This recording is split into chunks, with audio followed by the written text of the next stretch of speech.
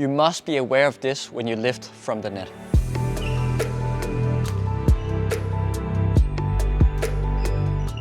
This is Basic Feather. We are a badminton brand founded by myself, Flemming Quach, and Morten Frost, the former All England champion. What we want to do is to create high quality products with a very minimalistic approach. So when you see our products, I'm sure you'll feel like this minimalistic Scandinavian vibe. That's what we believe is missing in badminton. So there are 3 factors I'd like you to remember when you're playing lifts from the net. Number 1 is where you reach it. Number 2, how tall your opponent is.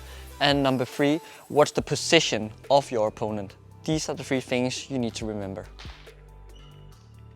First up is where you reach the shuttle. The reason why is because if you meet it early, you might be able to play some flat lifts. Basically up here you have the most options, whether you want to play a high one, let's say a medium one, or a flat lift. If you meet it late, it's a bit more difficult to play the flat lifts. And if you do, because you are in a more defensive situation down here and you choose to play the flat lifts, your opponent might be ready and are able to jump towards that one and play a super fast counter attack, and then you might be put under a lot of pressure and maybe too much, and you end up losing the point. Next up is how tall your opponent is. If you're playing against a tall player, again, your lifts probably needs to be higher than you're used to. Because let's say I play against Victor Axelsen, he's a taller player than I'm used to. My lifts probably need to be a bit higher compared to if I play against Daroka, which is a bit of a shorter player. The last one is your opponent's position. So if your opponent is standing a bit closer towards the net, then I might be able to play a quick flat lift.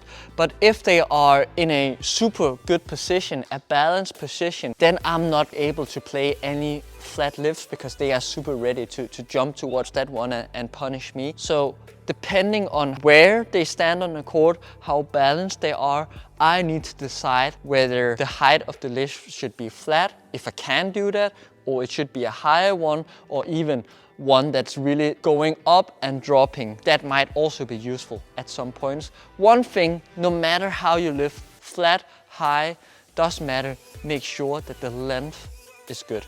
That is a key.